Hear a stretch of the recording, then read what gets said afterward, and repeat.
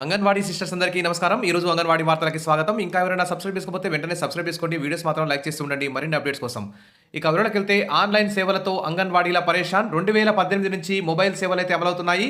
మరి సమయమంతా ఆన్‌లైన్ అప్డేటేషన్‌కే సరిపోతుంది. ఇక అంగన్వాడీ కేంద్రాలపై మరి ప్రీ స్కూల్‌పై దృష్టి పెట్టలేనిటువంటి పరిస్థితి ఏర్పడుతుంది. ఇక పెరిగిన ఒత్తిడితో అనారోగ్య సమస్యలు మొదలవుతున్నాయి.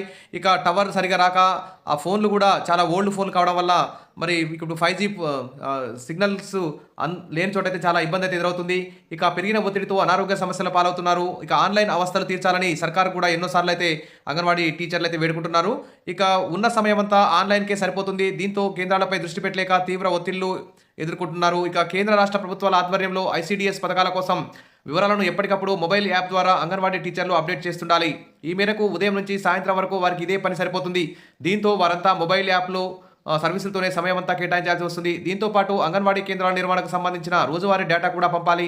రోజు అంగన్వాడీలకు ఎంతమంది పిల్లలు వచ్చారు, ఎంతమంది గర్భిణీలు, బాలింతలు వచ్చారు, ఎందరు భోజనం చేశారు, ఏ రోజు ఎలాంటి కూరలతో భోజనం పెట్టారు, వచ్చిన వారికి పాలు అందించారా, బాలామృతం గుడ్డు వంటివి మరి ఇచ్చారా, ఇవ్వలేదా వంటి సర్వం మొబైల్ యాప్లో అప్లోడ్ చేయాలి. ఇక పిల్లలతో, గర్భిణీలు, బాలింతలతో ఫోటోలు దిగి వాటిని కూడా యాప్లో అప్లోడ్ చేయాలి. ఒక పక్క ఈ విధంగా మొబైల్ సేవలు అందిస్తుంటే మరోపక్క కేంద్ర రాష్ట్ర ప్రభుత్వాలకు సంబంధించిన అనేక రకాల సర్వేలలో కూడా అంగన్వాడీలు తప్పనిసరిగా పాల్గొనాల్సి వస్తుంది.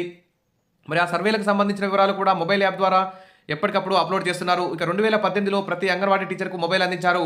అవి అప్పటి అవసరాలకు సరిపోయాయి. ఇప్పుడు 5G ఫోన్లు వస్తున్నాయి. కాబట్టి ఆ పాత మొబైల్ ఫోన్లు అయితే సిగ్నల్ అందక నెట్ రాక మొరాయిస్తున్నాయి. రోజు రోజుకు పెరుగుతున్న సేవల నేపథ్యంలో పాత మొబైల్లు సరిగా పనిచేయడం లేదు. కాబట్టి వెంటనే కొత్త మొబైల్స్ కూడా అంగన్వాడీ టీచర్లకు అందించాలి, ట్యాబ్లు అందించాలి. అదేవిధంగా ఖాళీగా ఉన్న అంగన్వాడీ టీచర్ పోస్టుల భర్తీకి సంబంధించి కూడా మరి ఎమ్మెల్సీ ఎన్నికల కూడా ముగియగానే నోటిఫికేషన్ ఇస్తామని చెప్తున్న దాదాపు 14,000 పోస్టులు, దాదాపు 8,000 ఆయా పోస్టులు ఉన్నాయి. మరి ఆయా పోస్టులకు సంబంధించి ఇంటర్మీడియట్ విద్యార్హతగా అయితే నిర్ణయించారు.